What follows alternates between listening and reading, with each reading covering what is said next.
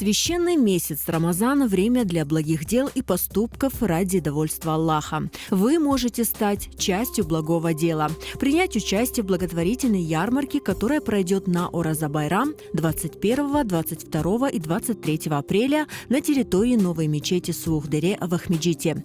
Организаторы уже начали подготовительную работу. Участвовать мы приглашаем спонсоров, то есть это могут быть люди, которые предоставят свою продукцию.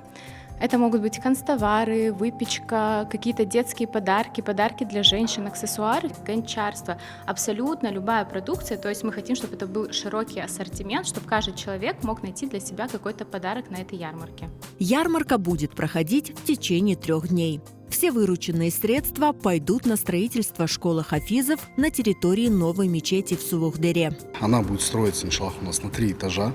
Проект у нас готов уже. Это будут классы, в которых будут ремесла национальные наши возрождаться. 2-й этаж это будут мужчины, там 3-й женщины, девочки, мальчики. Будем стараться, значит, ее начинать строить хотя бы на первых этапах, хотя бы сейчас 0 зальем, там, я не знаю, начнем.